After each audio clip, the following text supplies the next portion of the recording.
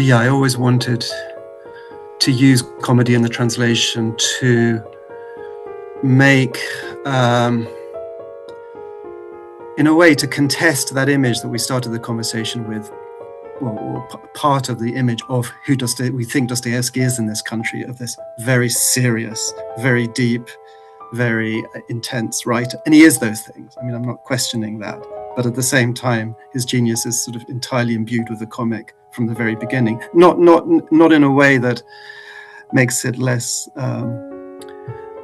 intellectually profound at all. The opposite. And it comes from his sort of direct precursor in Russian literature, Gogol, to a large extent, also from Dickens. And it creates this real instability with words in his writing.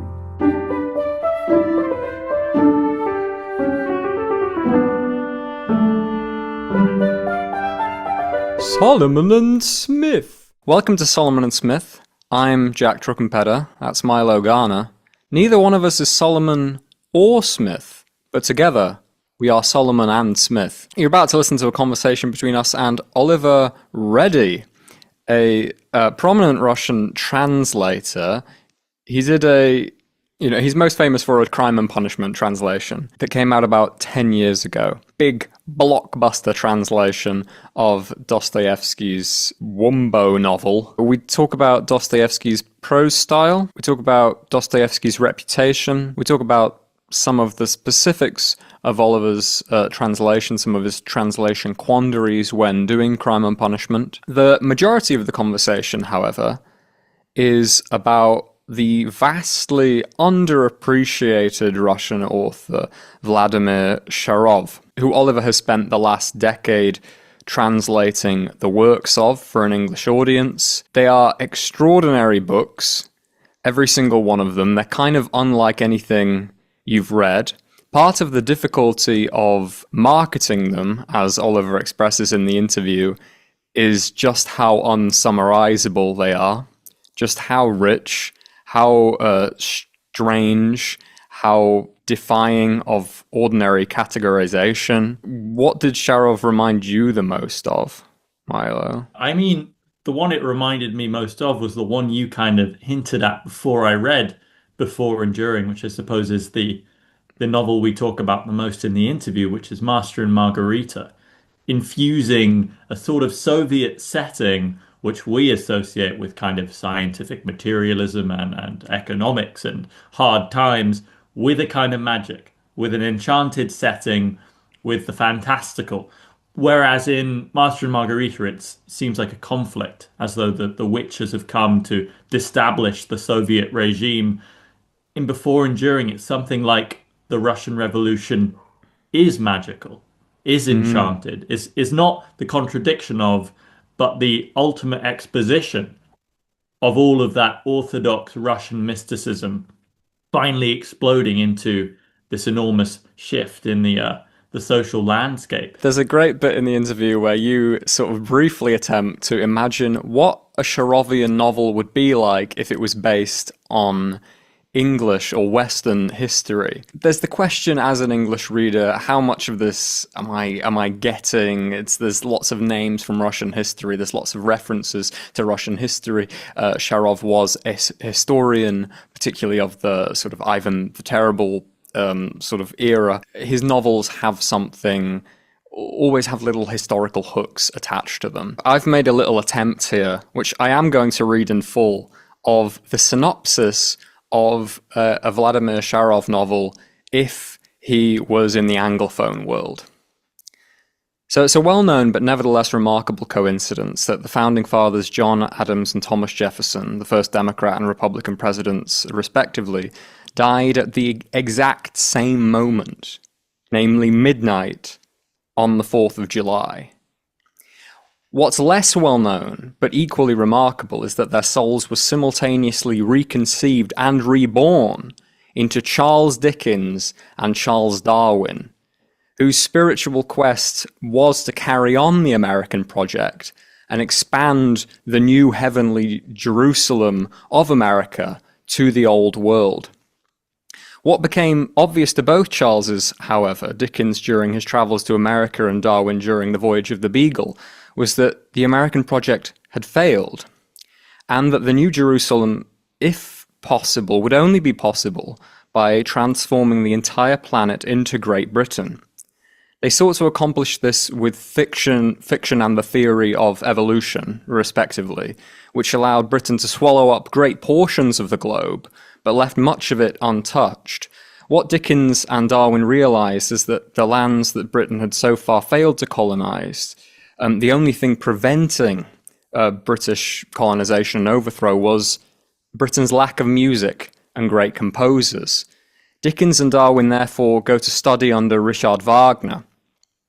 While Wagner manages to impart to them a great deal about music, especially the foundations of complex harmony, they both realise that the only way to become a truly great composer is through the alchemical magic of transgenderism, which Wagner invented by reappropriating dissonant harmonic intervals. Both Darwin and Dickens subsequently create female genitalia for themselves, in addition to their male genitalia, and become male women and female men. Once achieving this, the two Charleses have double sex with each other, each penetrating and being penetrated by the other, causing a double pregnancy. Their children, as I'm sure the reader has already guessed, were Charlie Chaplin and Winston Churchill, both of whom continue their father-mother's quest to turn Britain into the world and the world into Jerusalem. Churchill's story is well documented. What's interesting about Chaplin is that he ascertained the only meaningful way of creating a British planet was to convert the world to Judaism, the British race being a remnant of the lost tribes of Israel. So he began inserting Jewish subliminal messages into his immensely popular films. However, due to the strange alchemy of filmic light beams, Chaplin accidentally transformed himself into Adolf Hitler, and his quest turned into the opposite. Hitler's brother, Winston Churchill, realised the only way forward now was to deliberately cause World War II and thereby weaken every other world empire so that the United States would have free reign to convert the entire world to Judaism, which Churchill too now realised was a necessary step. And at the moment of triumph, to renounce independence and rejoin Great Britain, therefore turning all people and all culture into British Jews. Thereby the Messiah would be summoned. This is the origin of the British Palestine Mandate. This is a strikingly accurate conversion of Sharov into British history, I have to say. For the dubious audience out there thinking, no, it's not like that, is it? It is exactly like that. Beat for beat. In fact, Sharov, in certain places, is stranger and more radical. That would be my one comment. Definitely. Yeah, no, I think, and Sharov also, he just takes that kind of thing and it's churned to an insanely maximal pitch, and it's in Russia. That's the difference. And beautifully written, and not a summary. You know, this is very much a Sharov plot summary rather than a one of his full novels. It's interesting how on a sentence-by-sentence basis, if you flick to any page of Sharov, it could feel normal, pretty consistently normal across the board. When you're in it, every section sort of seems to proceed with some sort of internal logic, and the prose style is very withdrawn, very neat. There is something about maybe Kafka's prose style that's a good analogy, where you've got these extremely strange things happening, but they're being thought about with the utmost logic. They're being expressed with the utmost logic. Yeah, and the book is never surprised at itself or anything that is happening, nor are you, the reader, really. A couple of exceptional moments, but generally you're going along with it. After you realize that Madame de Stael can self-replicate, it just becomes a fact of nature. And you know, the third time it happens, you're like, well, yeah, of course. I'd have done the same in that situation. And really, by the time you reach maximum lunacy, you're egging it on. You're wondering, you know, why? Of course, Lenin's writing is inscribed by the music of Scriabin. That's clear. But where are we going next? In terms of sort of section by section construction. It's kind of vignettes. It's almost a series of short stories at times. We have little like short story vignette sections, like here's a 5-page story, another 5-page story, another 5-page story, and also sections that are more purely theoretical. It's ideas bouncing off each other, maybe more reminiscent of the Ivan Alyosha dialoguing Brothers Karamazov, for example. He does remind me quite a bit of Dostoevsky, I must say, in Dostoevsky's more fantastical moods. The Grand Inquisitor section of Karamazov, when, Jesus visits the Spanish Inquisition and meets the head of the Spanish Inquisition, who explains that the Catholic Church was set up by Satan in the desert. It could be the conceit of a Sharov novel. The pairing is not arbitrary. Everything we do here is completely intentional. You go and buy some Sharov books.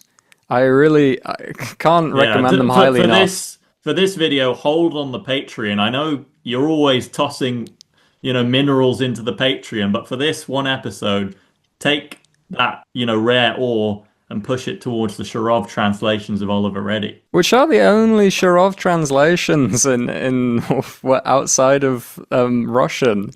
It is a little strange to me that he's not more well known. In some ways, it's obvious, but I was just thinking while reading Before and During, I'm sure it's very good.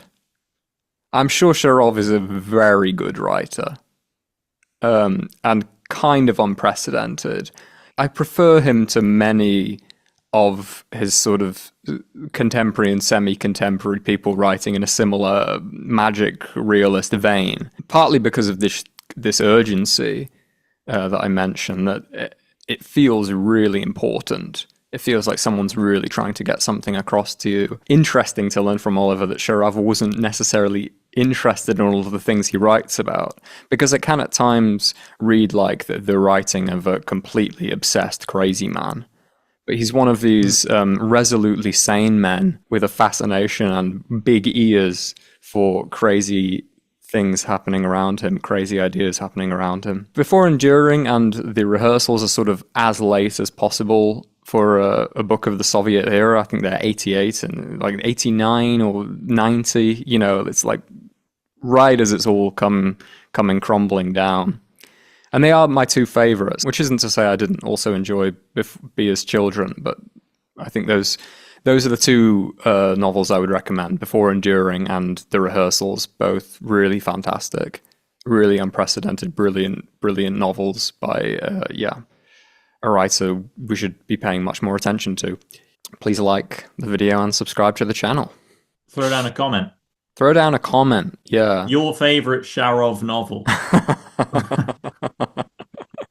There's a second Oliver Ready. What witchcraft is this? How did that happen? I can expel the other Oliver Ready. I think definitely. Be gone! Pretender should be. Yeah, this is the plot of a Dostoevsky novel. I will not report the other Oliver Ready, though. I have that much mercy in me. This is a very sort of German expressionist Garrett. Another heavenly London Garrett. How was last night? Yeah, no, thank you. Last night was all right. Last week I had a total sort of, the wheels fell off completely, but got back on. But about Thursday or Friday I began to recover, so I'm fine now. More or less my normal self, such as it is. What school was underneath Big Ben? Oh, Westminster. Oh, Westminster. Did you go to school with Nick Clegg? I think I'm a little bit younger than Nick Clegg. I've never met. But, yeah. Just me and Milo have a musical about the man, and we're trying to exploit any. Oh, that's right. I saw that. Tighten your belts, tighten your belts, tighten your belts, O men of England. Is that still? Are you still showing that? Performing this musical. This musical will be back. Westminster mentioned on I think 2 or 3 occasions. Well, it's a very particular institution. Yeah.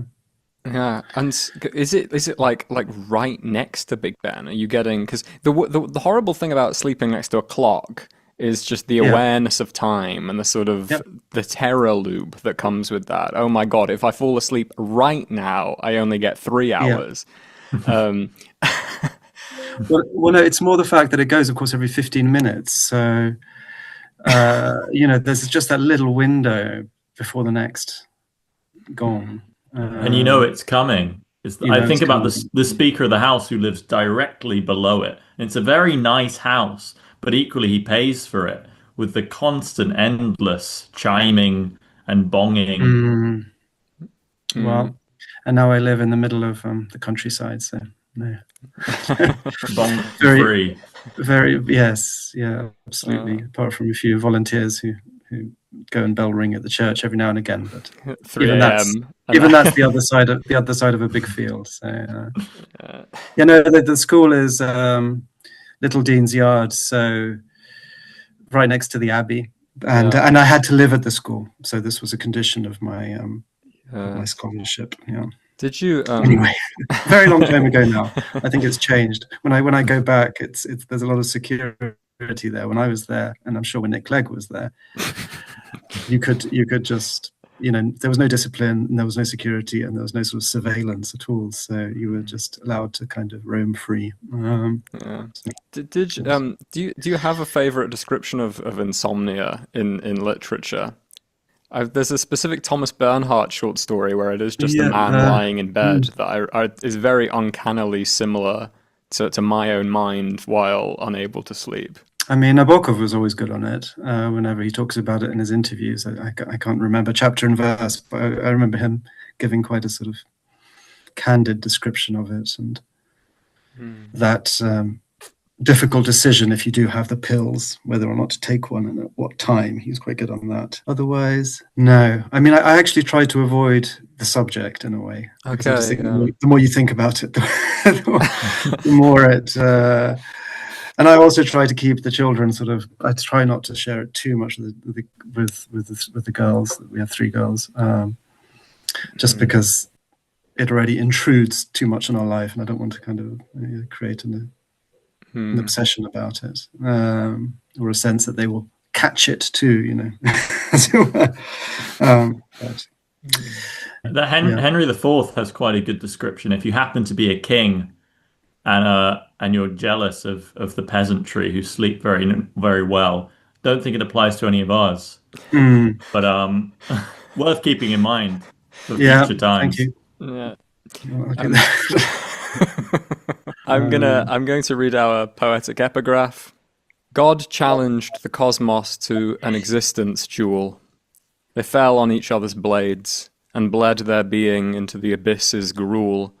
The created and uncreated simultaneously annihilated in a splash of steel and weight storms. Our world is a wound that will not heal. A slow spume of hot black bone meal forms all we know, dust and rain, rock and snow. Our planet is a scream of pain, a blue blood cell slithering down a dark vein into the faceless and unredeemable. Our planet is a skull. Every 100 years or so we attempt to cull everyone, and we are getting better.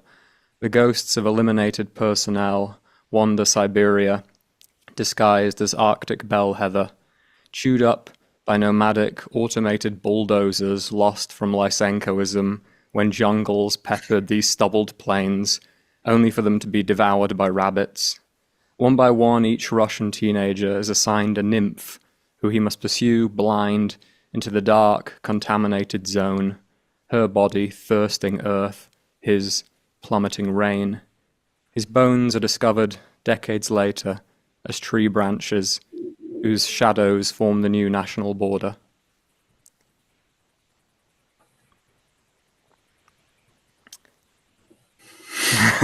Okay.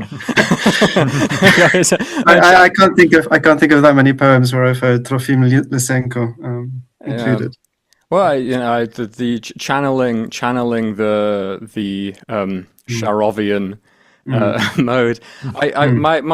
My intentions with this interview are not entirely honourable, not towards you, but towards our viewers. I want to basically lure them in with some Dostoevsky. but I fell in love immediately and very extravagantly with Vladimir Sharov. I really think you're doing God's work with these translations. I've loved every one of them I've read. It's just the rehearsals, Be as Children, and Before Enduring, and I think he's just vastly underappreciated. But I thought we should start with Dostoevsky and with Crime and Punishment. Maybe to start with, it might be nice to talk about Dostoevsky's reputation. So he, on the one hand, he has about as exalted a reputation as a creative artist can have. People talk about him almost like he's a saint sometimes. It's as likely, if not more likely, to hear a theologian or philosopher speaking about him as it is a literary scholar. Virginia Woolf said his novels were written with the sheer stuff of the soul. All of his characters seem to, scream at the tops of their voices about all the big themes, God, eternity, suffering, the meaning of life, for paragraphs and paragraphs, without this necessarily being sort of humiliating or impotent. David Foster Wallace said he gets away with things in his novels that would seem utterly cringe-inducing or adolescent, inflated, if anyone were to try them today. But then there is also a minority who say Dostoevsky is cringe-inducing. He is adolescent. I'm thinking particularly of Nabokov, who claimed he was a literary mediocrity, cheap sentimentalist, trading in sort of kitsch, cliche. And I wonder if how you feel about Dostoevsky's literary reputation. And how did you come to Dostoevsky? It's curious that as an undergraduate, because I studied studying Russian and Italian, I studiously avoided Dostoevsky. So I went through my entire degree not reading another line of him. I think I was very much on. I thought that Nabokov's critique was cool, and I don't think I'd really thought about it. But as Nabokov was very aware, most readers are so easily, many, especially young people, are very easily swayed by authoritative, clever voices like his. I have no time really for Nabokov's takedown of Dostoevsky now. Not that he doesn't have anything interesting to say about Dostoevsky. I think he does have interesting things to say about him, but I just don't really buy it. I don't think he was being honest. I think it's performative. And when you look at the Russian novels, Nabokov's Russian novels, they would have been impossible without Dostoevsky. They're all rewrites there of various plots of types. Even something like, and he even admits in the lecture, I think, or one of the lectures, or one of his statements, that Crime and Punishment made a huge impression on him at an early age. So let's account for that rather. Why did it make such a big impression, and why then did he play out various Crime and Punishment type scenarios in Despair and there's one I'm thinking of, Invitation to a Beheading, and indeed Lolita. Yes, yeah. And then when he rewrote some of those Russian novels in English or revised the translations of them, he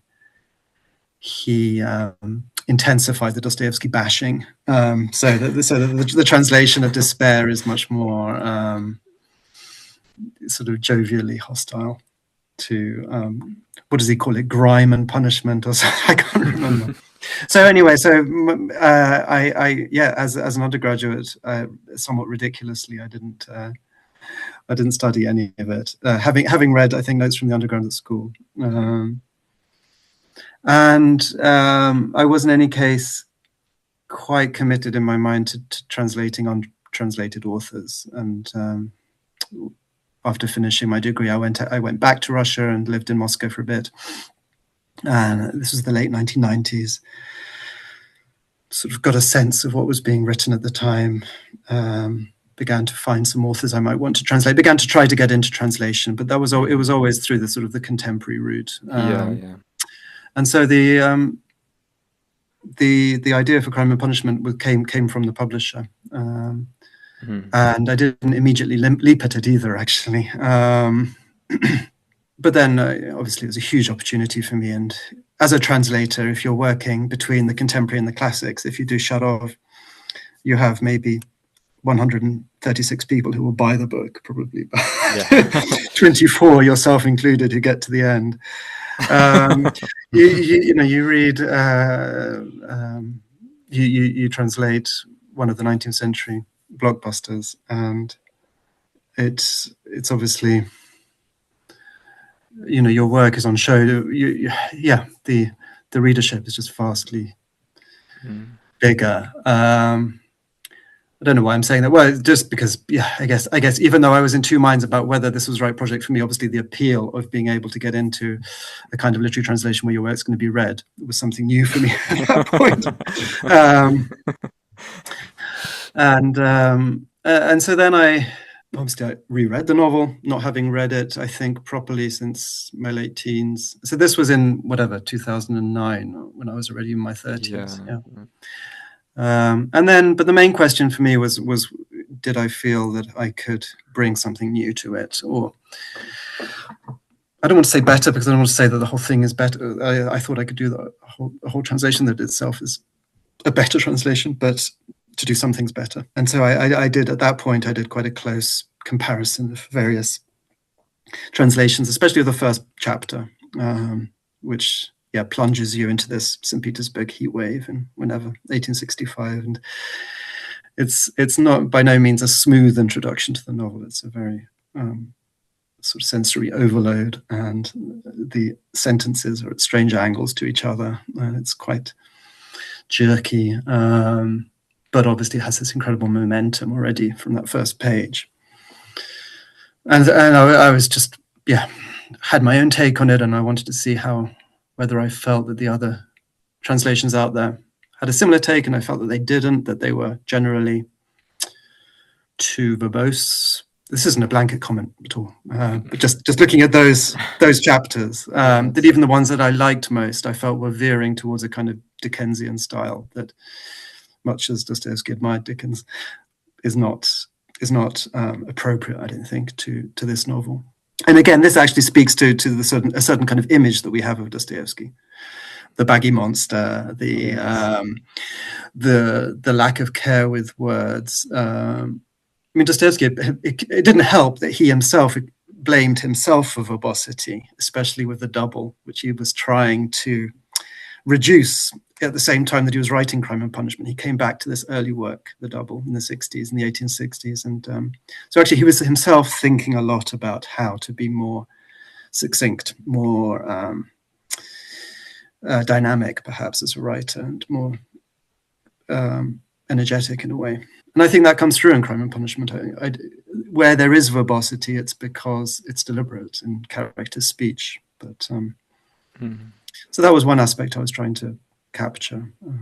Not sure I've answered your question. How I got to it and how I ended up doing it. How you got to it, and literary reputation, exactly. And I wonder, like, if this is even possible to talk about, maybe elaborate a bit on some of the markers of Dostoevsky's prose style, what the experience of reading Dostoevsky is like in Russian. You mentioned it's kind of a sensory overload. Is this sort of marked in kind of like short, jagged sentences, or what were the kind of markers of style that you were really trying to bring across? I mean, in a way, Crime and Punishment is, although it has its overall construction is very pleasing, it is in some ways written in different styles. So that first part, the lead up to the murders, something that people often say about reading this novel: oh, you're put in this young man's mind, and you're not allowed, and you're sort of kept there with or against your will for the entire novel. It's actually not true, but it is true, of course, of that stunning first part.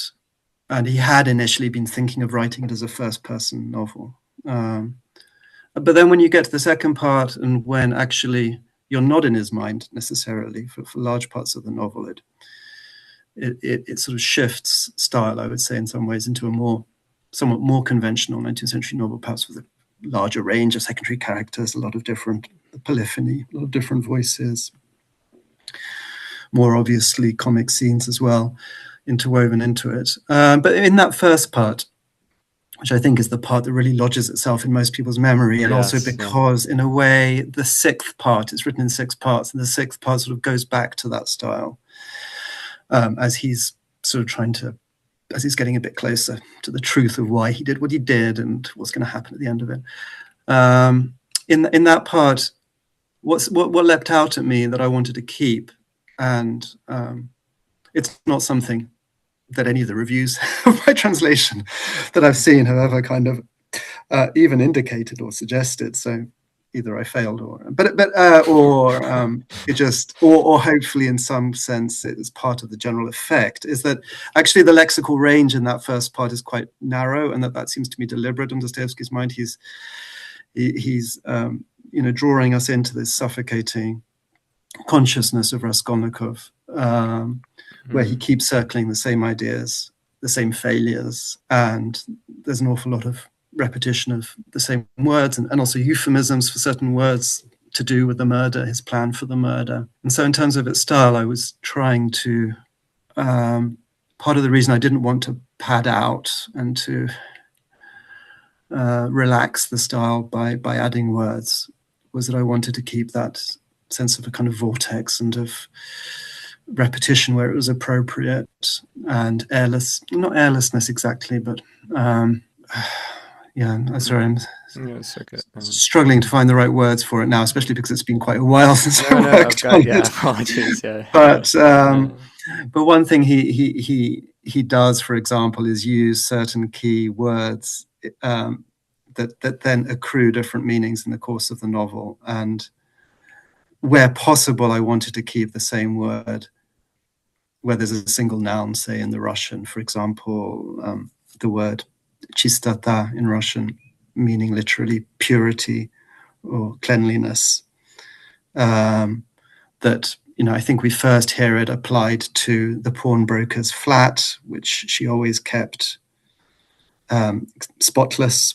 And then it's sort of applied to Sonia Marmeladova, to whom Raskolnikov, who will become Raskolnikov's spiritual support in the novel, and then also to her activity as a prostitute, because for there were all sorts of hygienic measures in place, or there were some hygienic measures in place in St. Petersburg for that profession.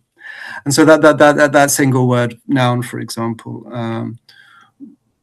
that straddling kind of spiritual purity, spotlessness of a person's flat, and physical cleanliness. And so there, I think I used the word immaculate, for example, which covered those three.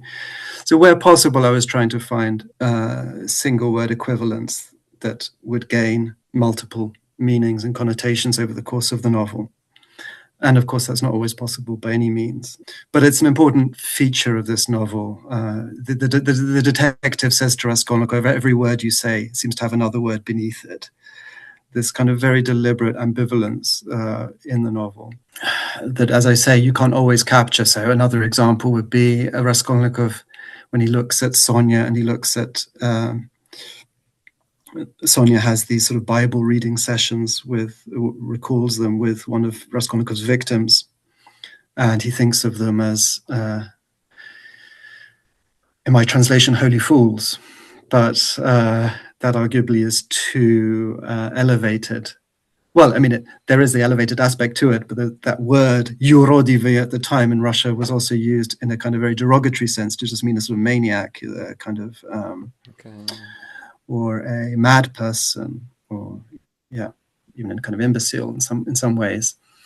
So that's just another illustration of something that I felt I couldn't capture. But these are sort of very specific examples. There's something else about the novel, though, that I think was possible to capture, and that may or may not be present in other translation, which is the sort of staginess of it, the kind of, that sense of, there's always, you say one word, but there's always another word beneath them. You think one thing, but actually you're thinking another, or you don't trust yourself. I mean, Raskolnikov is all about sort of distrust, self-distrust, and he never trusts his own intentions. He's the direct descendant of the underground man in that respect, the book that Dostoevsky had just written a couple of years earlier. And the way that he always feels, consciously or not, that he's a sort of actor, that he's a kind of impersonator.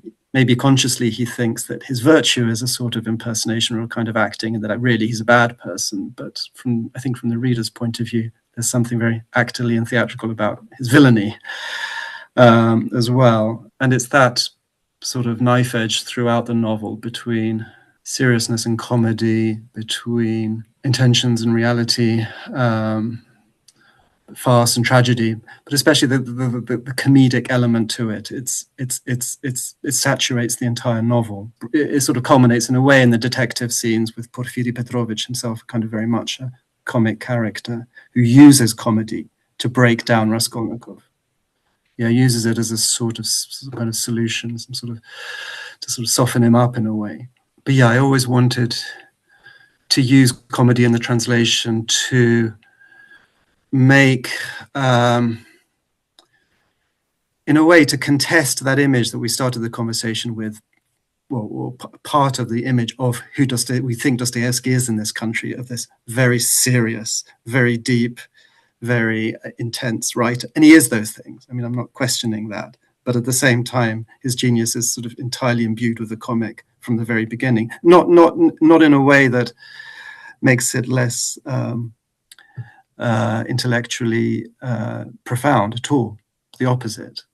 And it comes from his sort of direct precursor in Russian literature, Gogol, to a large extent, also from Dickens. And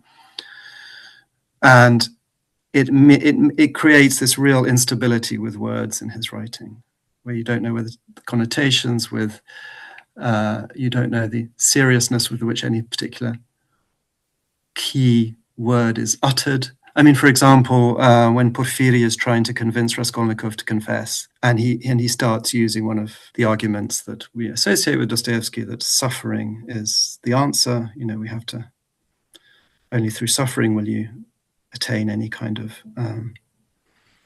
self-knowledge and happiness even. But the way he tells, using an imperative form, tells Raskolnikov to suffer. So the Russian word for to suffer is stradать, and so the straightforward imperative would be stradайте. But he uses a little prefix that suggests do a little bit of it. That sort of takes the edge off the seriousness of or our understanding of the real intent behind the command, as if, again, as if both characters are sort of batting around cliches of one kind or another, and you're just not quite sure how much meaning to attach to it. So I think in my translation I have something like do a bit of that. I mean, it's clear that we're talking about suffering at that point. To give it a sort of facetious, somewhat flippant tone. Yeah. Not sure if I'm making much sense, but I'm trying to indicate complete sense. Some of the way in which he's destabilizing language, and you know, there's a way of reading Dostoevsky, of course, that does just distill from everything he wrote a few key ideas and ideological positions, most of which we probably find quite unappealing, to do with messianism, to do with perhaps suffering, but in the novels themselves, those key ideas, as we know, are often subjected to parody, to imitation, to caricature. So working as a translator, and this specifically thinking about Dostoevsky, but do you ever feel that certain authors in certain languages suit English or don't suit English? And with that frame, do we think Dostoevsky suits the English language? Is it a neat fit? Recently, we were talking about Horace, and it's generally thought that Horace is Latin, not a great fit for English. You can make it work, but it's a bit of a force. Do you have any thoughts like these about Dostoevsky, or indeed about Sharov? Yeah, that's a really good question. Of course, what kind of English, right? Yeah, sure, yeah. I mean, something people were always asking me when I was doing the Dostoevsky was the main question in people's mind would be, are you going to write this in the style and language of a late 19th century author, or are you going to modernize, right? Although, of course, I totally understand the legitimacy of the question, it always seemed to me to slightly miss the point, because Dostoevsky's Russian, to my mind, although there are some phrases, some ways of speaking, some forms of address that are no longer, it struck me as remarkably modern, to the extent that, I mean, I'm not Russian, but I do obviously know Russian well, but to the extent that I can pick that up in a way that Turgenev probably doesn't, or Gogol before Dostoevsky. So, sorry, there's a long-winded answer, but I suppose I felt that a genteel or perhaps fussy-sounding 19th century mode is not appropriate to Dostoevsky at all, that he does suit the more direct, speechy kind of fiction that I associate perhaps with American fiction in the 20th century. But this isn't to say that I tried to write it in a late 20th century or 21st century language. I really didn't, actually, and I was quite I was quite diligent about using my OED to sort of try not to use words that had entered into English after the mid-20th century. Okay. And the first thing that everyone seems to say about the translation is that I've totally modernized it. And that, yeah. Awesome, dude. Everyone calling each other. For example. Yeah. Yeah. Do you think historical time separating you and the author you're translating is more of a boon, or is it more of a, in some sense, a cultural block between the two of you? My wife's reading Buddenbrooks at the moment in German, and there's all these pieces of furniture, clothes that people are wearing in, early 20th century Hamburg that just aren't here in German culture anymore. So when you're translating closer to the time, there's just loads of aspects of culture, loads of aspects of life, the way society runs, the kind of people you run into, that have more analogues with the way of life the translator is living. On the other hand, you do have less resources than a modern translator has today. I wonder how you feel being someone who's translating. And I think Before, Enduring, and Crime and Punishment were translated kind of simultaneously about 10 years ago. So translating someone who you knew, Sharov, someone who's walking around in the world that you know, and then someone who's so remote from you culturally, and whether there was a difference there. It didn't feel like that. I feel that it was interesting that I was working on those two projects simultaneously, and it was Sharov. It was the first Sharov novel I'd done. I was aware that it was, probably for a different kind of audience, but and again, I think this goes back to my previous answer with Dostoevsky. It's so direct, his style, his voice. It's so affecting that it almost obliterates that sense of decades that have elapsed. Yeah. Maybe also because in between, of course, we've had the Soviet period. We've had a time when, in a way, Dostoevsky was kind of kept out of Soviet culture as much as possible. I mean, obviously he was still being read, but as a contemporary Russian author said, he was allowed to look in from the windows, but he wasn't part of the house like Tolstoy was of the Soviet period. Interesting. And so that and it's a long-winded answer, but that in the 90s, 2000s, it was as if there was the Dostoevsky felt new again, perhaps, also in Russia, for various reasons. But another aspect of it is that the Russian intellectual world is so unbelievably industrious when it comes to digging up all of the realia of the worlds of these great authors of the past, and indeed of the past in general, that there were such resources out there. And I made a trip with my wife to St. Petersburg in the early stages of that project. And there's a Dostoevsky museum in St. Petersburg, quite close to where the action of Crime and Punishment unfolds. And one of the scholars associated with it, had literally just published a 500-page commentary to the novel that gives you all that kind of information about hats and coats and whatever. And it is different though, reading it in a book than, you know, experiencing it in day-to-day life. Oh, I see. Yeah. Yes. All I'm saying is that I was really glad that I felt that somebody had done that work for me, because I'm not very good at doing that sort of digging. I don't particularly enjoy it. I don't feel wrongly, perhaps, that it's that important sometimes. Which is it is important, but my first instinctual reaction is to sort of not get too. So it was a real help to me to have that book there, and to have the incredibly generous help of Russian intellectuals and literary people who are so generous with their time when it comes to sort of enlightenment education of others about their own culture. And it's something that I've always benefited from.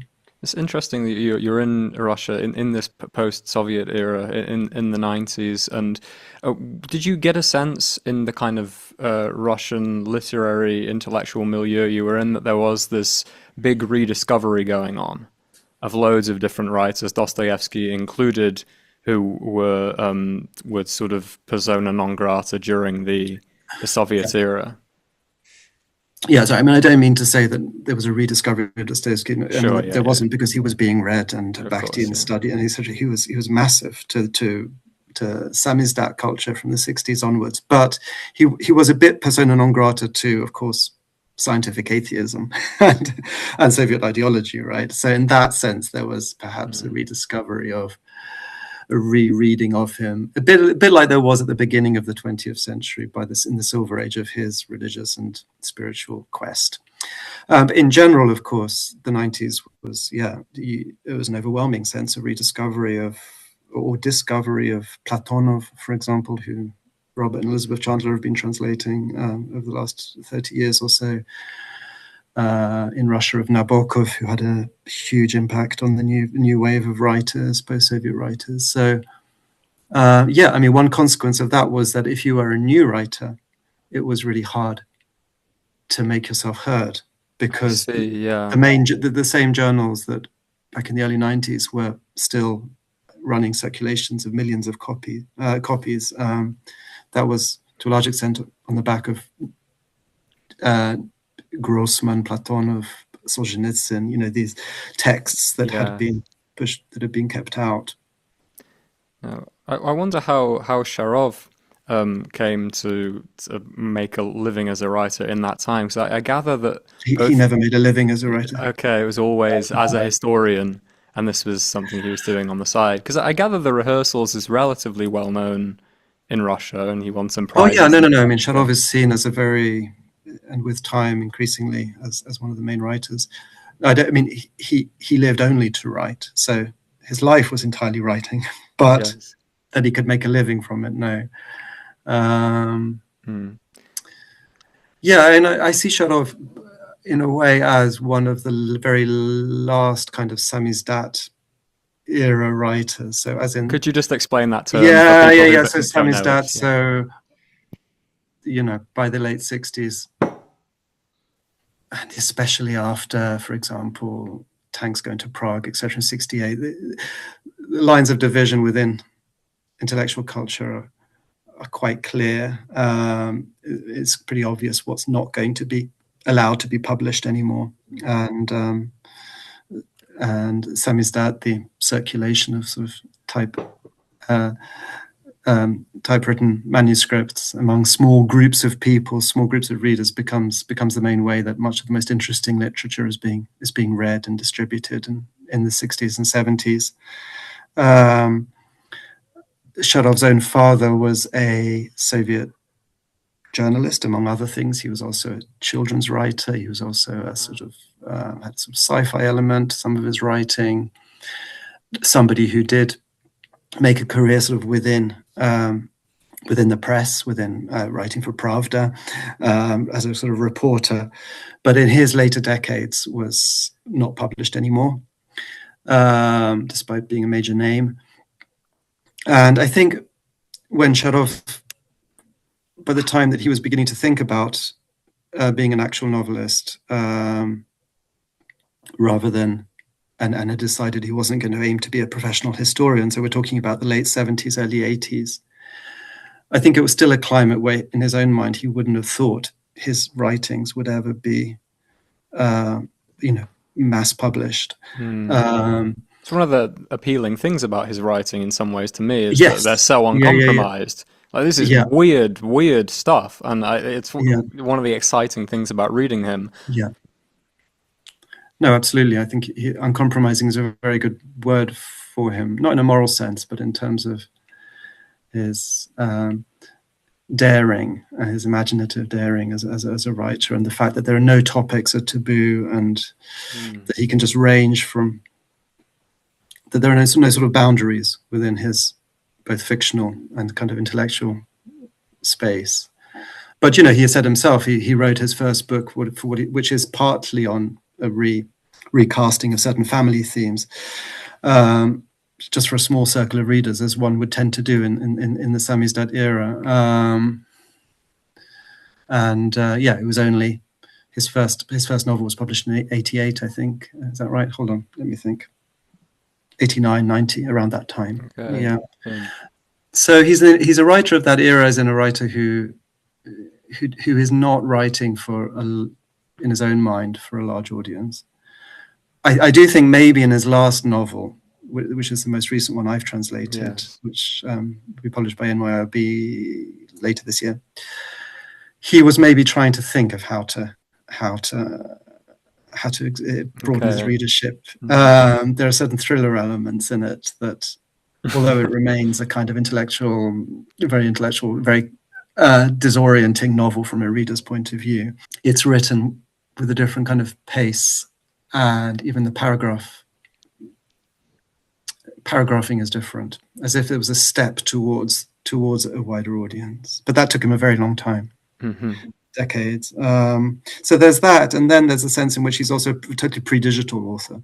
He was never on the computer. He never sort of fact checked his stuff. So that falls to me quite a lot as a translator to sort of pick out nits and or leave them there. It's very difficult decisions to make. It's one of the interesting things about reading him, because all of his novels are, in a sense, retellings of history. So there's analogues maybe that listeners may be more familiar with. Someone like Gabriel Garcia Marquez or Salman Rushdie, where a personal or a family story is interweaved with a national story and then interweaved with loads of magical elements. And if you're unfamiliar with Indian history or South American history, it can seem like this is just, it can seem like a banana company setting up concentration camps is just an absurdist idea, but then it is based on some cold historical fact. Similarly, when you're reading Before and During, there were lots of aspects of Russian history I was unfamiliar with. The character of Fyodorov, I imagine most English speakers are unfamiliar with, but I am very familiar with Alexander Scriabin, with his biography and his music. And it was very interesting reading it and imagining someone who didn't know anything about Scriabin, probably just assuming this is pure magical coming out of nowhere, sort of telling of his life. But it seemed like even the most fantastical magic realist-y elements in Sharov's work all were hooked to some historical facts, some actual account of something that took place, even if he's only coming at it from a slight angle. Magical historicism is a term that's been found for Sharov by one prominent Alexander Etkin, the cultural scholar. Yeah. No, I think that's a very good description. I'd be interested to know for you, for Milo or Milo, how should I pronounce it? Milo. Milo.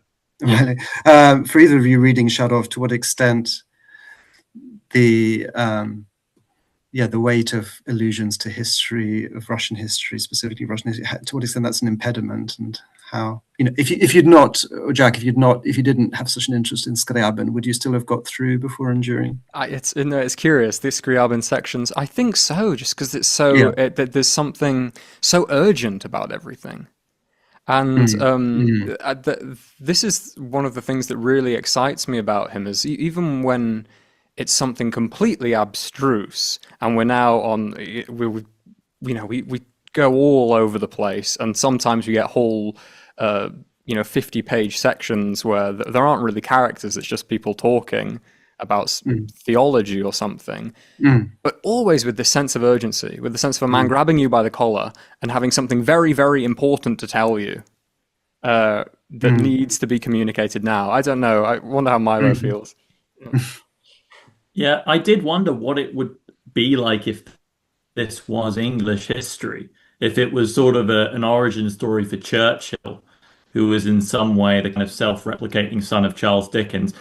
Perhaps not the perfect analog, but to imagine if all of these minor names had some deep kind of cultural impression. Because, I know a thing or two about Russian revolutionary history, and some of these names, they do mean something. It's not all completely abstract and around sort of Stalin's Georgian background. And it's not nothing, but I always feel like I'm not completely in on the joke, whether or not it's a funny joke.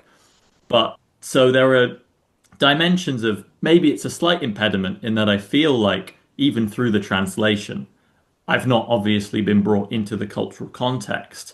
And yet, perhaps in not knowing it, you exist in this weird middle space where what you're reading could be history, because I know enough that these things that are real, but equally could be fantasy. And I was thinking about the person who knew nothing about Russian history, just assuming all of this was true. Wow, that's astounding. I never knew Madame de Stael had all this to do with all this.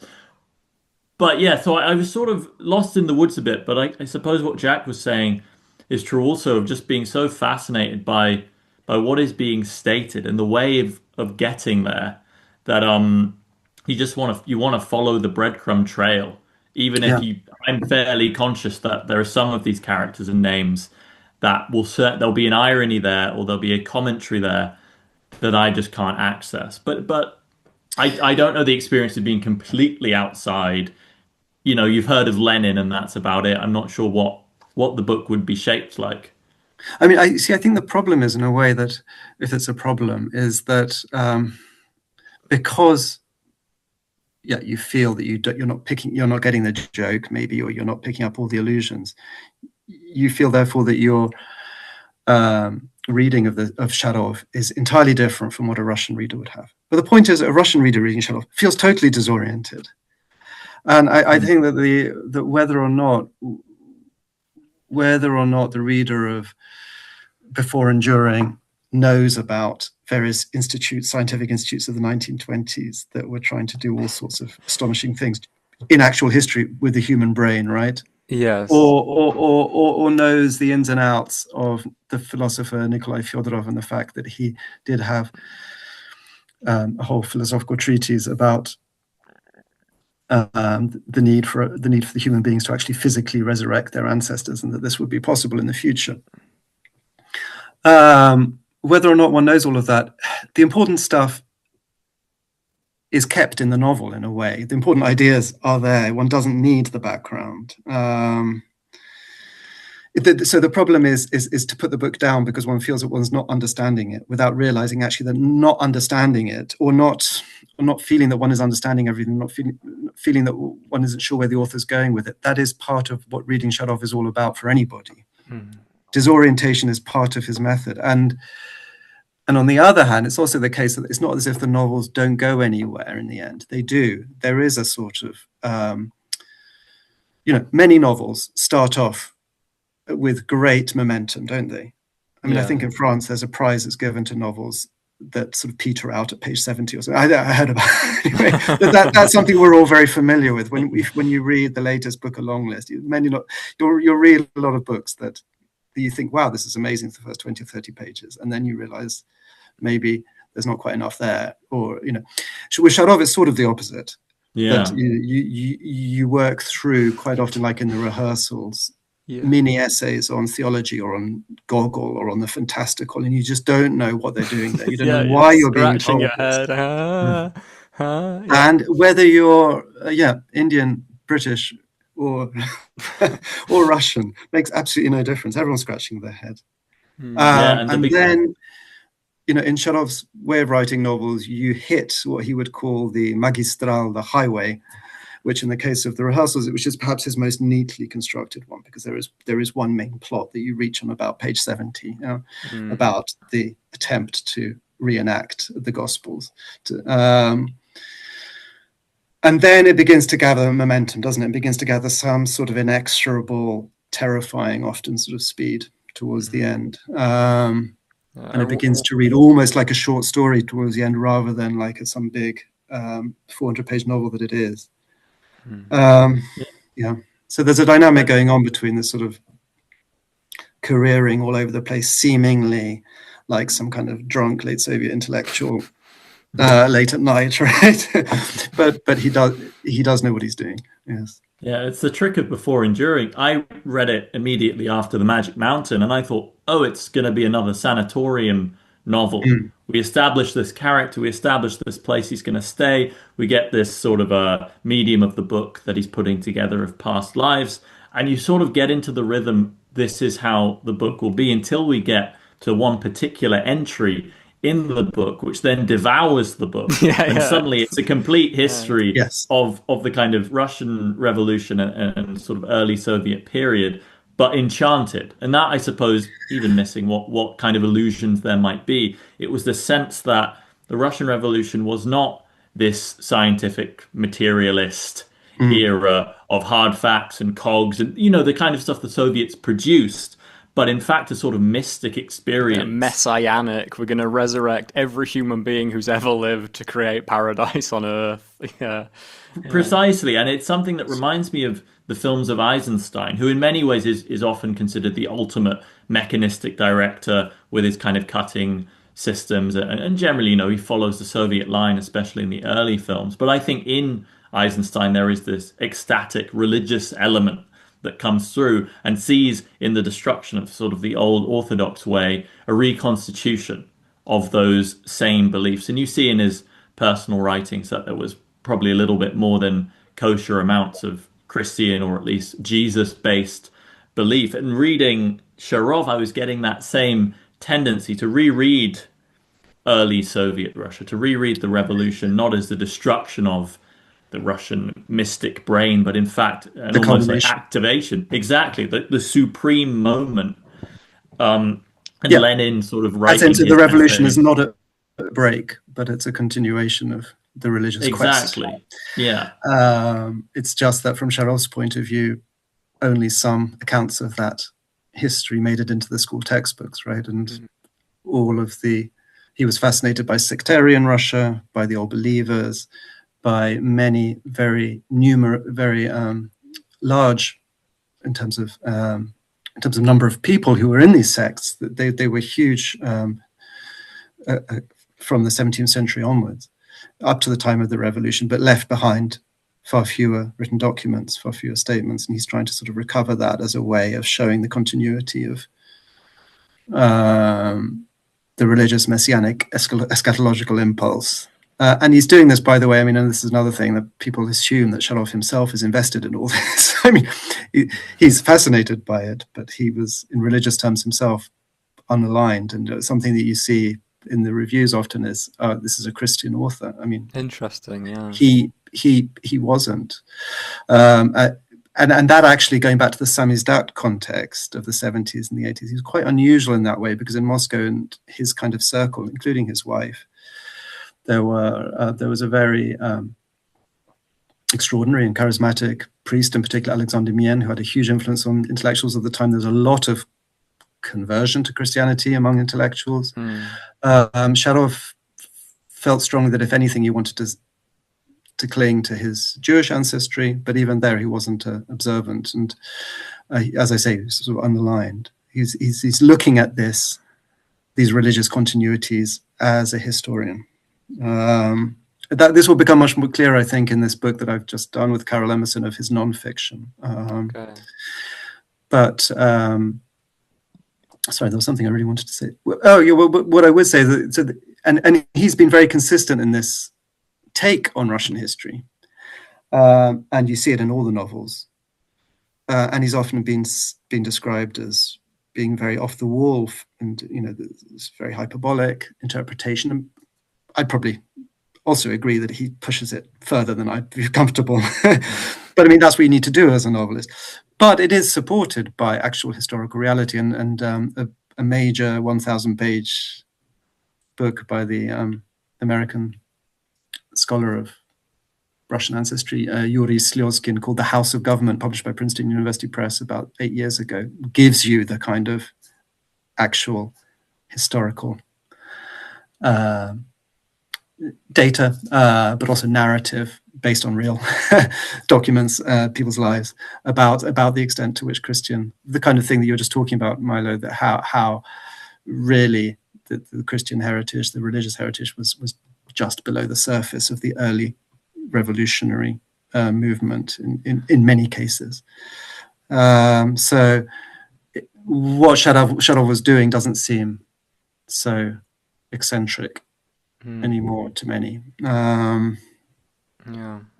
There's also a sense, and you get it in Before and During with our protagonist, who is a Alyosha, who is a children's novel. He writes sort of books for Soviet children, telling sort of happy Lenin stories. That he wants to be true to the naive utopian vision of what the Russian Revolution was, while also being true to the gulags, to the murders, to the arrest, to the torture. You get simultaneously both visions.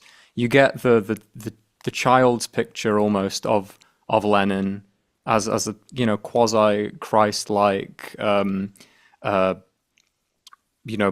perfect ideal of what a person should be, bringing us to his perfect sort of messianic world, but also frequently getting all of these echoes, and sometimes you have to read a bit between the lines, but about disappearances and libraries being burned down, and it's across the three novels that I've read that these two sort of counterintuitive drives go together. He wants to write the history of the Soviet era, including all of the nasty things about it, but also really wants to be true to the dream of a revolutionary Russia. Yes, I mean, I'm saying the whole narrative. Yes. I mean, I don't. I mean, in his family, and this is again something he's written about in his more autobiographical nonfiction stuff. He had, as he said, my grandparents were among those people who made the revolution, right, and who were then devoured by it, and including one of his grandmothers was a prosecutor in the Soviet Russian Federation, and this kind of data has allowed some readers of Sharov to be very suspicious of him, maybe of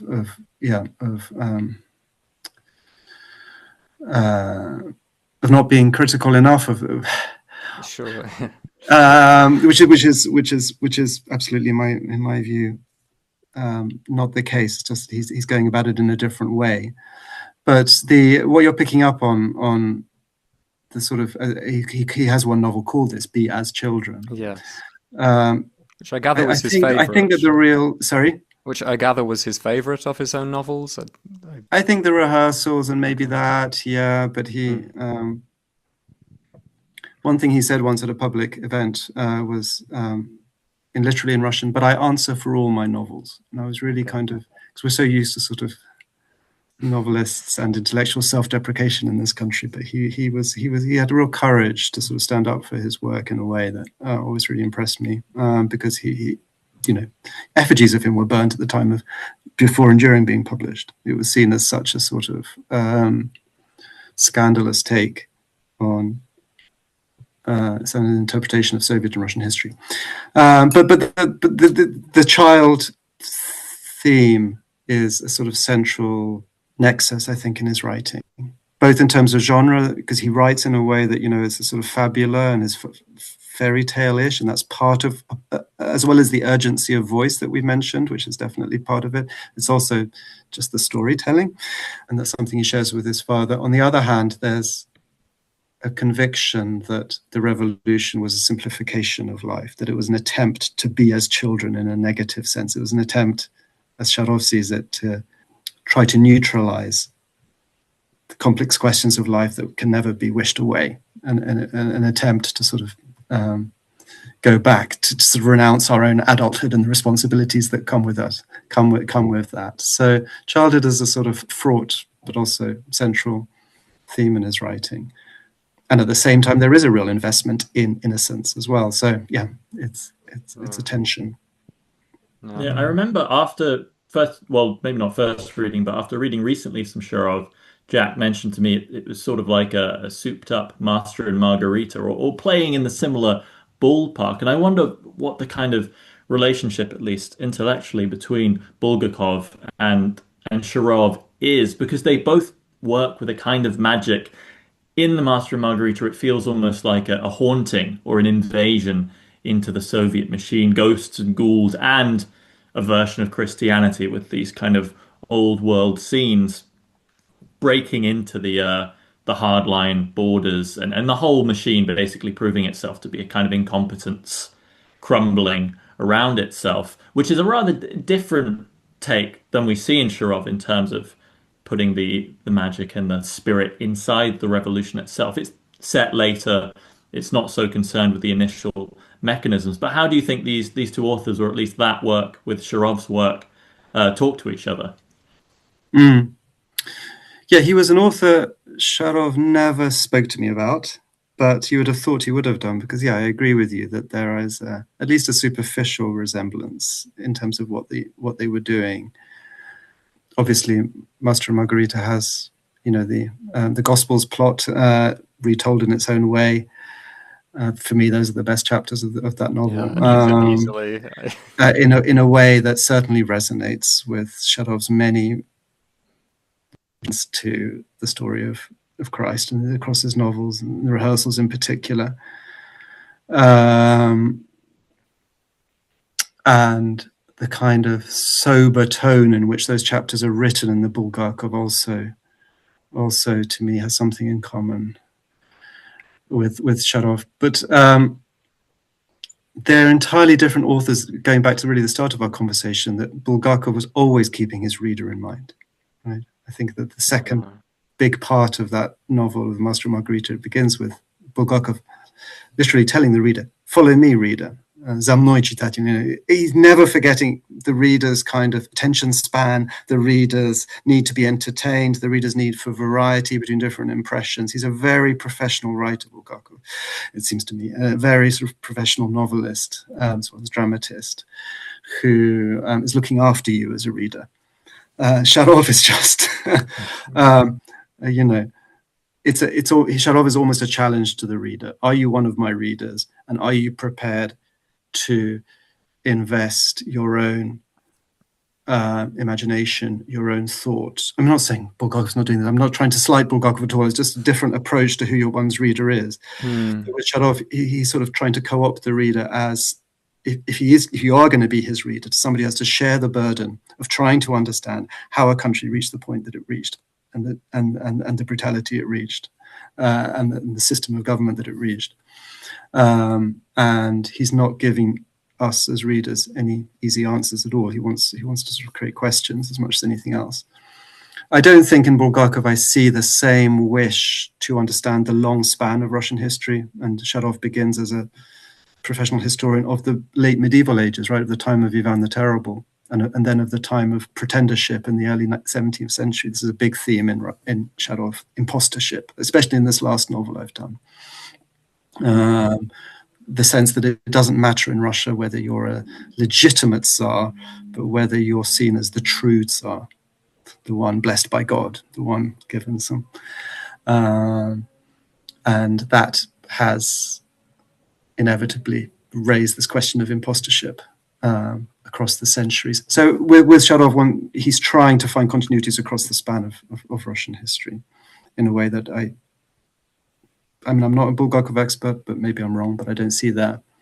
But something that I always want to draw attention to with Sharov is that although it seems that he's writing about, in quite an insular way, about Russia, right, and about centralized power in Russia and about how that works, actually all of the novels have links to other countries, other civilizations, they're always in dialogue. I mean, Madame de Stael, as we've said, is kind of the main character, arguably, in Before and During.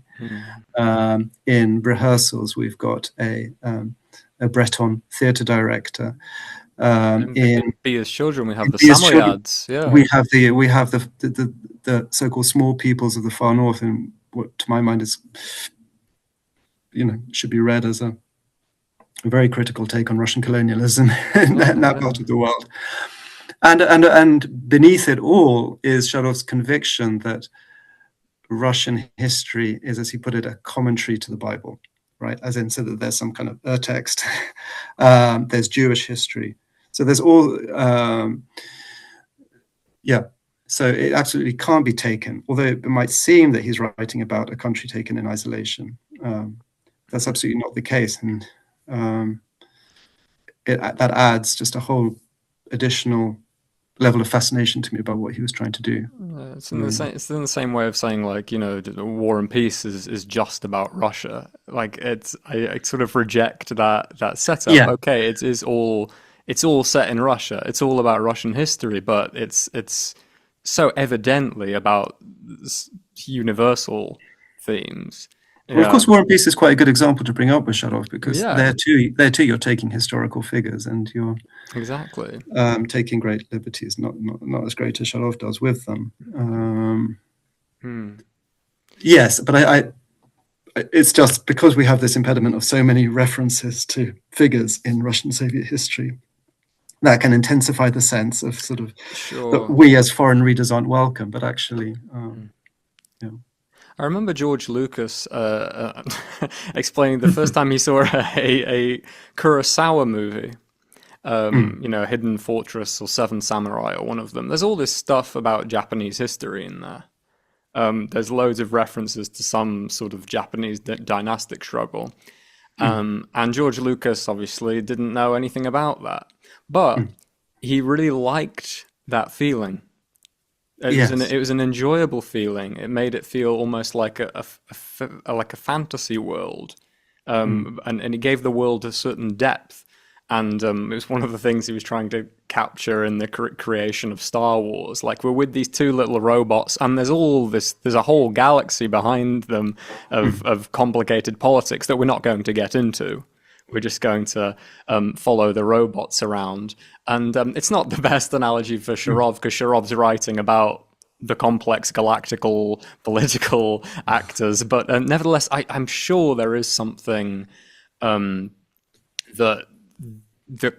well, at least for me, it's hard to say, because you're comparing yourself to a hypothetical reader who maybe knows a bit less about the history. But I just feel convinced that a reader who would enjoy Dostoevsky, for example, or maybe the sections with the Grand Inquisitor, something like that, and Brothers Karamazov, there is such a continuity with the kind of prose you're getting in Sharov. And then all the magic realist people who have sort of a good international reputation. Murakami sprang to mind quite a lot in Japan, where you're also getting this sort of protagonist who's wandering a little drunkenly disoriented around Tokyo and getting these little snatches of stories, many of them magical.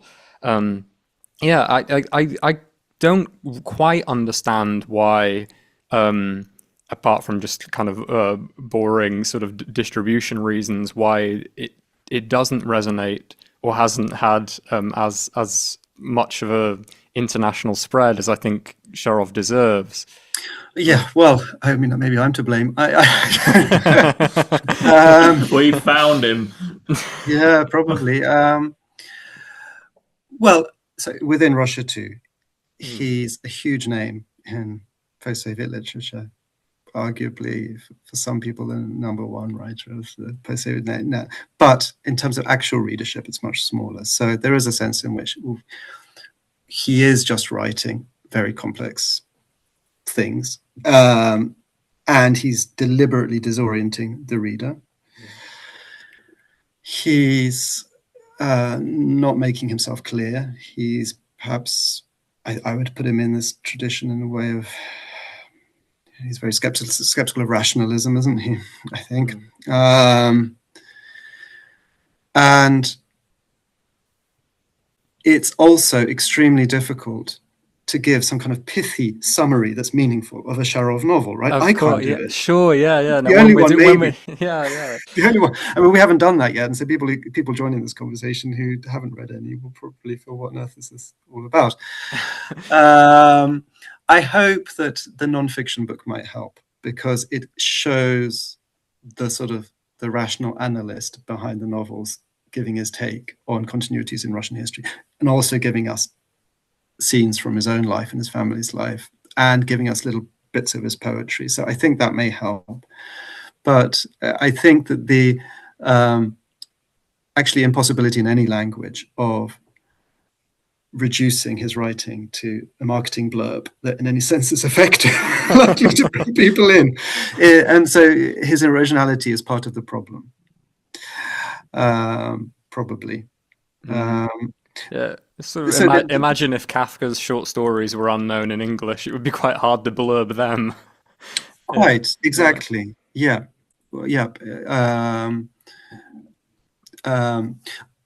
Although I would say, unless we make it sound that these novels are sort of rebarbatively difficult, his language is direct, isn't it? And as you said before, urgent, and the voice is remarkable.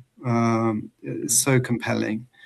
So it's not, there's no kind of deliberate obfuscation in terms of expression in Sharov at all. In fact, I mean, what I think appealed to me probably more than anything is that directness of voice, that sense that you're being brought into probably that sense that reason for the appeal of Russian literature across the world. Let's be very careful about talking about this in the current context, but nevertheless, one feels that one is being brought into an important conversation about things that really matter, right? This is something we take from the 19th century novel. And Sharov does that. It's just that we don't know where he's taking us, and we feel bewildered. And he's not didactic, I don't think at all, really, in the way that the 19th century novelists are, one way or another. But part of the challenge as a translator, with not challenge, but actually pleasure as well, of translating them is to aim for a kind of voice that's consistent and compelling, but also kind of language that needs to be not at all pretentious. And it needs to be not at all, it needs to be quite definite and quite in contrast to the fact that these questions are unresolved. The language itself is clear. And even when the sentences go on, as they do in rehearsals sometimes, when he's describing, I don't know, the Breton theatre director teaching the peasants the words of the Gospels, and you have a sort of sentence that can go on for an entire page as Sharov is sort of communicating what this felt like to the peasants to be learning the words that previously they'd only heard in Church Slavonic or whatever and hadn't understood. But at the end of that long sentence that goes on in a whole page, he's used the word that need to be used to express the experience that is so unique to that situation. There's no aiming just for effect in Sharov with language in the way that maybe there is with Nabokov or whatever. Yeah. So yeah, it's that dynamic between directness of expression and voice and complexity of thought and construction of the novels that's central in Sharov. What was Sharov like when you knew him? Yeah, we got on very, very well. He soon after he died, two scholars, Mark Lipovetsky and Anastasia de la Fortelle, they work in America and in Switzerland. They collected in Russian about 900-page volume, a sort of, not really a festschrift, more than a festschrift for Sharov, both memoirs and articles, and the warmth with which people remembered him was astonishing. He had, he was a great conversationalist, and that checks. well, but not in the sense of buttoning-hole you and making you listen to him, but actually of listening and being interested in what the person he was talking to wanted to say. Well, in the literary world, that's not so customary. In the Russian literary world as well, I don't want to cast too many stereotypes. And a real rapidity of psychological analysis, I found. I mean, I just had to, when I talked about, my own life, about personal matters or whatever with him, his ability to sort of get to underlying truth of situations was like almost, it wasn't disconcerting. It was great. Somebody with a very powerful mind, but an extremely tolerant and warm and broad-minded approach to people's experiences, to the world, with very fierce views about what's happening in Russia in terms of what was happening under Putin from the very beginning, and of course about the Soviet period and Stalin in particular.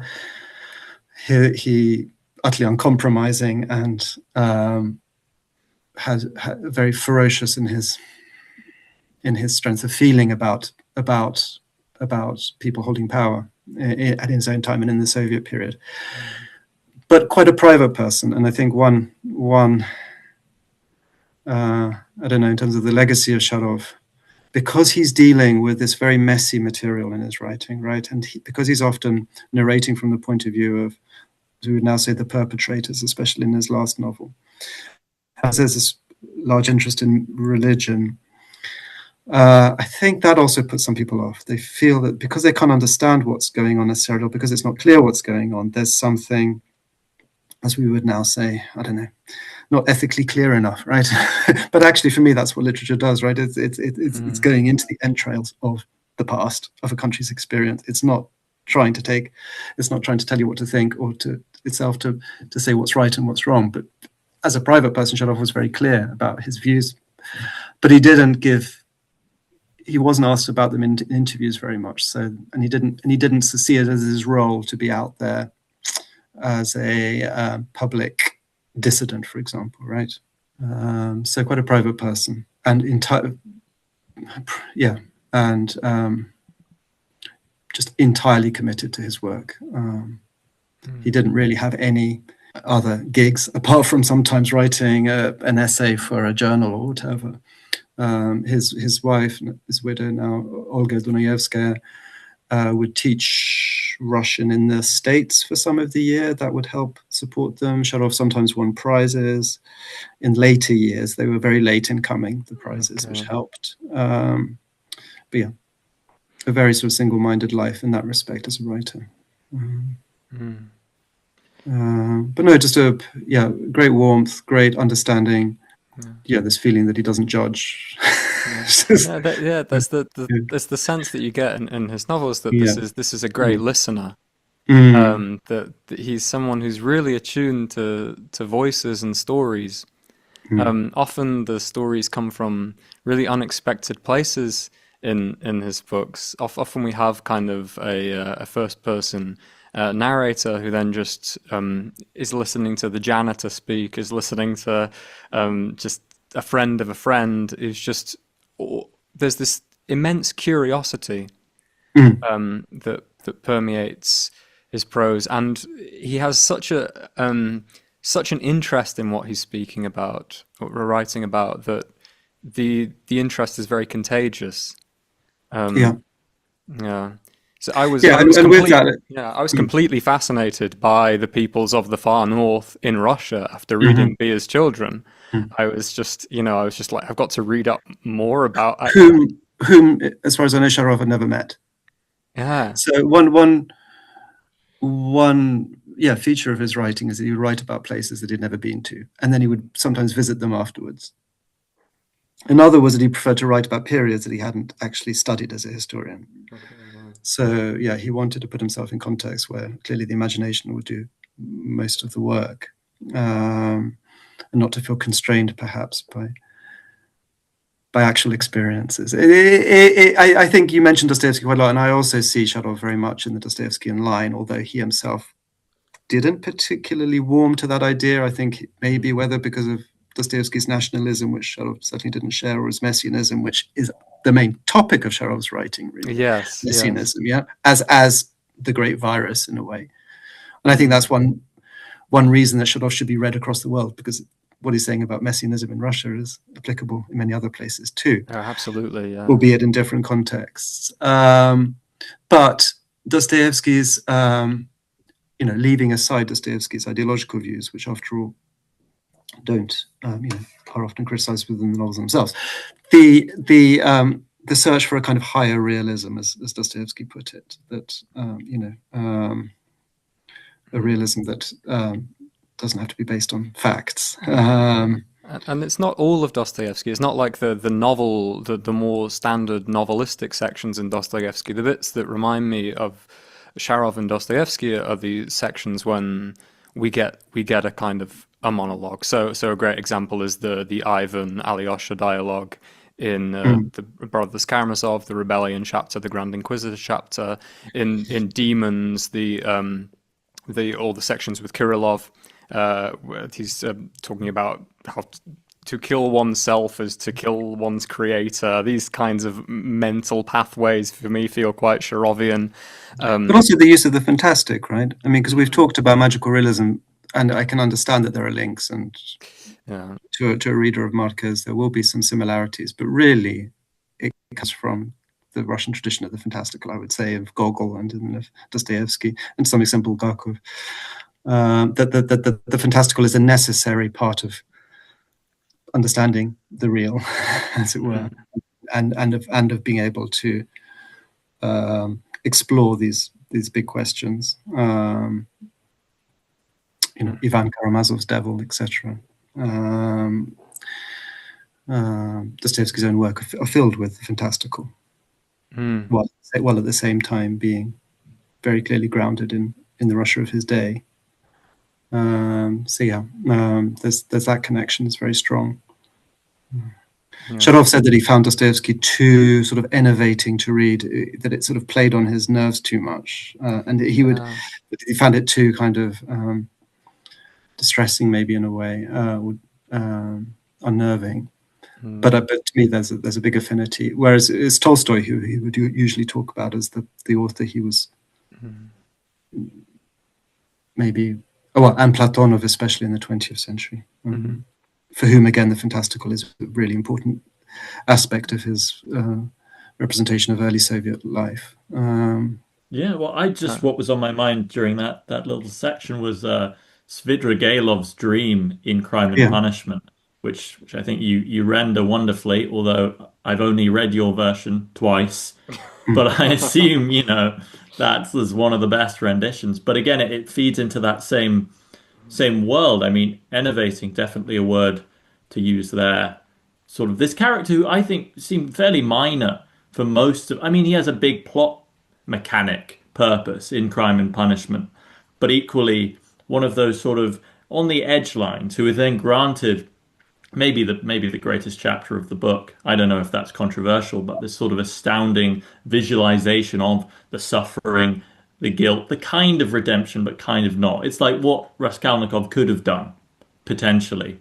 But the astounding clarity of that moment. And I often find in Dostoevsky, it's long periods of moving along the plot, characters, people doing things, Dickensian maybe. And then you get, like Jack was saying, that list of sudden moments of clarity. Oh, this is sort of the point, is to come to these pressure points.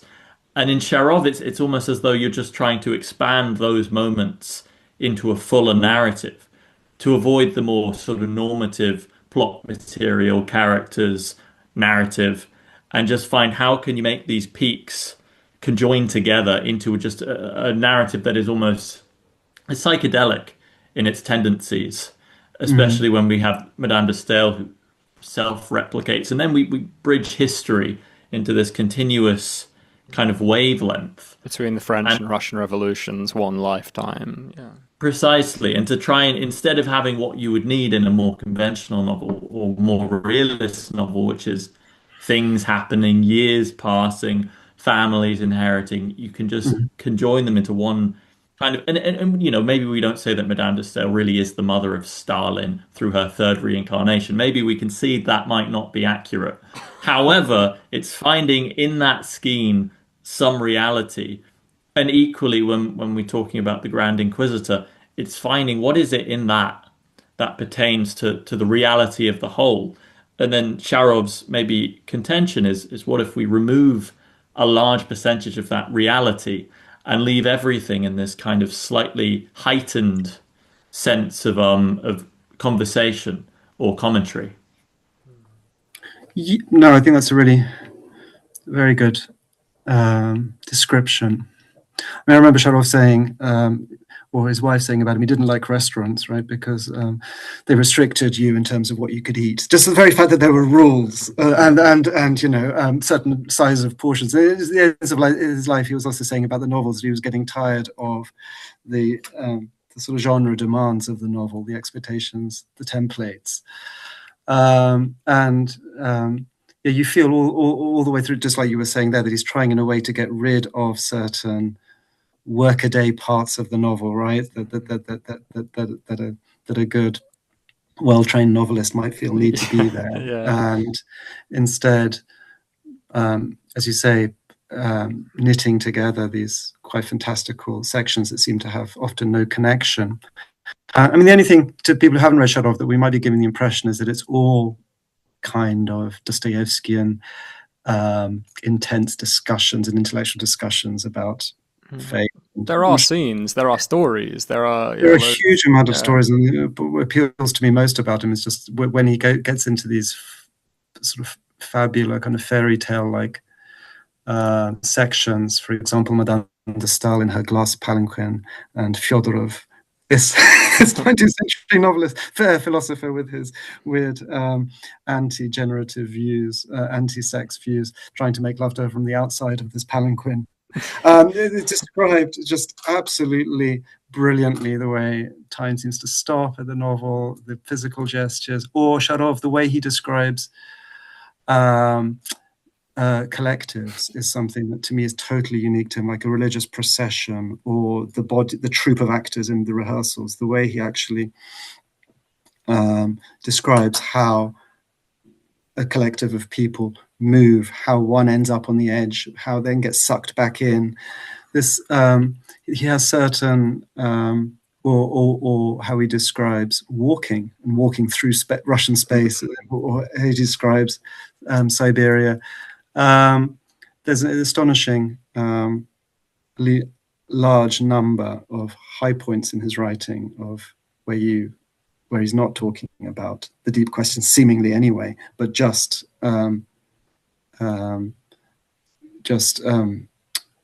drawing us into these magical realities.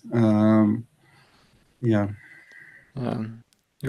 camera has gone haywire. Well, you were seeing. Maybe you have transformed into your name.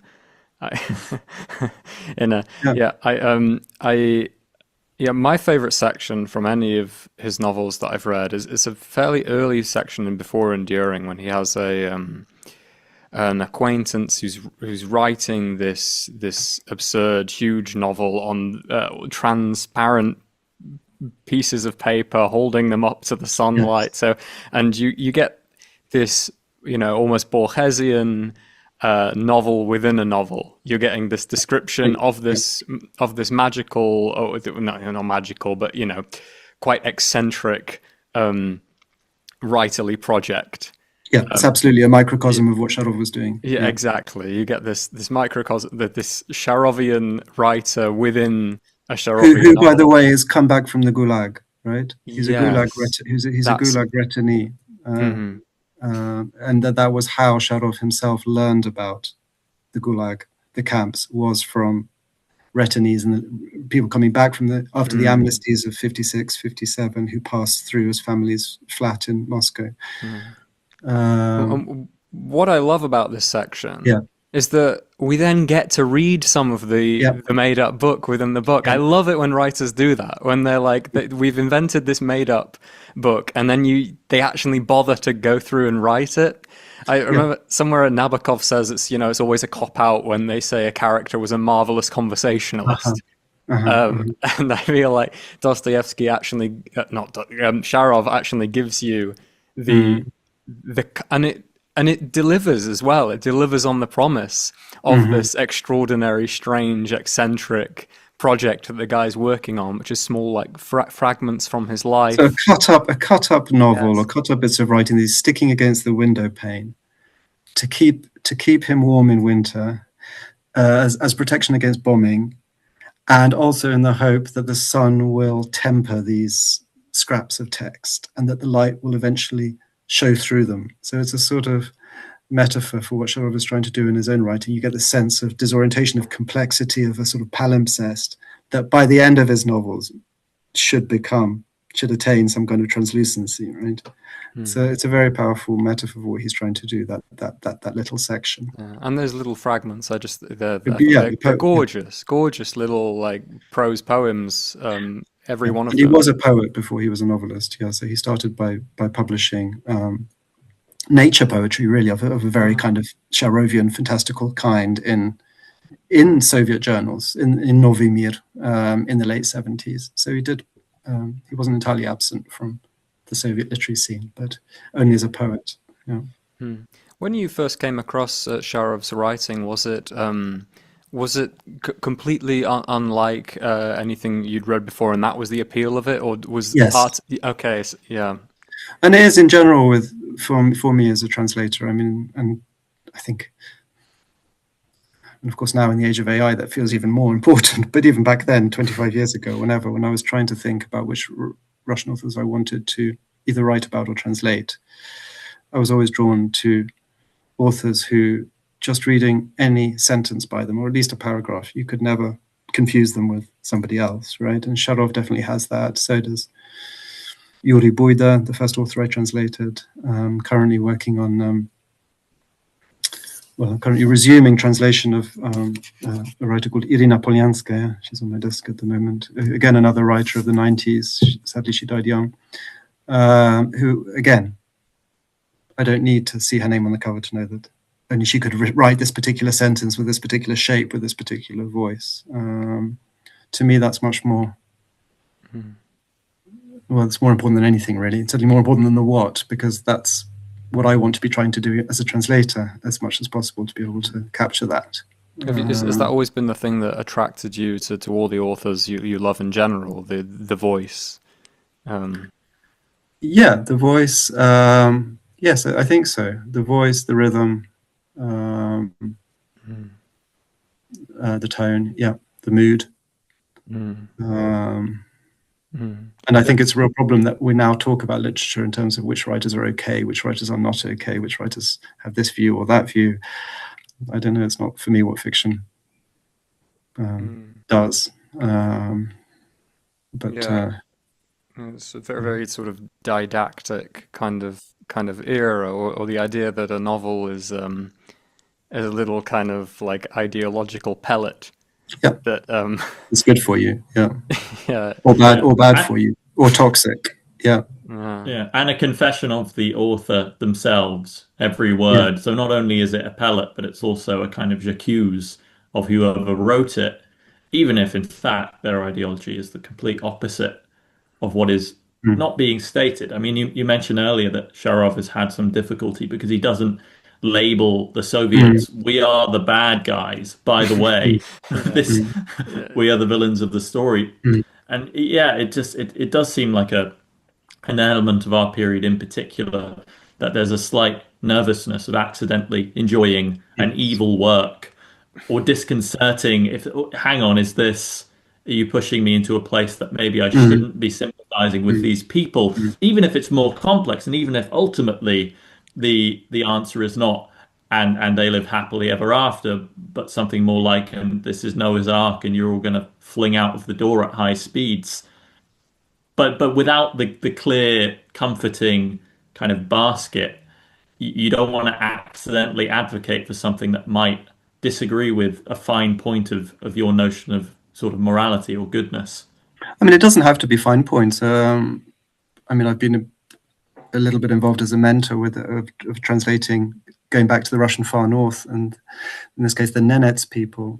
It's a short novel by Anna Nyerkagi, the first of hers to be published, and it's translated amazingly well by Irina Sadovina. It was published by Pushkin Press earlier this year, called White Moss. An incredibly poetic and powerful short novel about the sort of tradition-modernity conflict in the far north. And Nyerkagi herself, a Nenets, one of these people, reindeer herding people, who was flown out of that peninsula to sort of mainland Russia to be educated, and then chose to go back. But this novel, which is so powerful, but nevertheless it gives you, and it ends with, a very clear demarcations of gender roles on in reindeer herding life. And I can see from the reception that, so people are thinking, this is, to use the word now, problematic, right? And a kind of minus against the book, right? Because its presentation of gender roles doesn't match what many of us would like to see in our own lives. But I mean, it seems to me that's irrelevant in terms of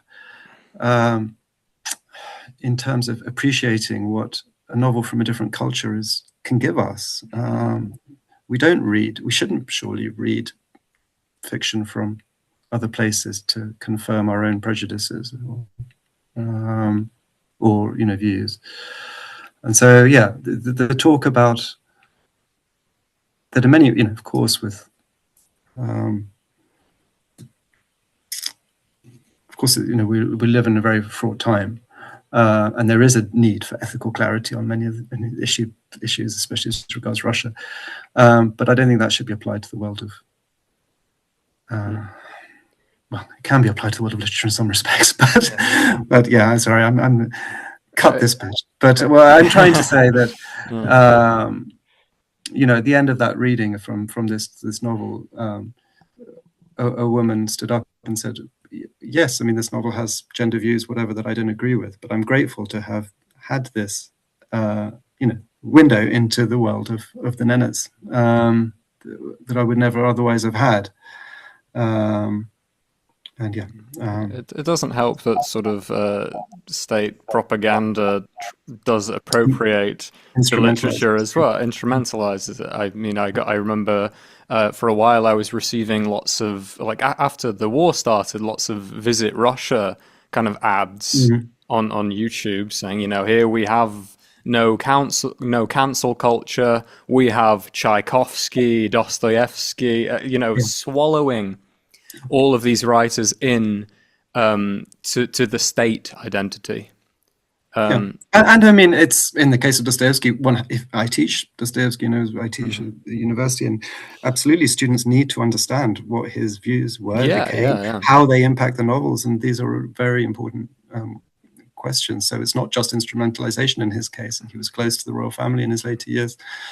Sharov is a very different case. I mean, part of the problem, the confusion that's arisen in some people's minds about Sharov within Russia as well, Russian readers, is just because he doesn't make his position clear, but also because he's from that different semi-stat generation where he's among people who share similar views about the evil of the Soviet, as he saw it, of the Soviet system and ideology.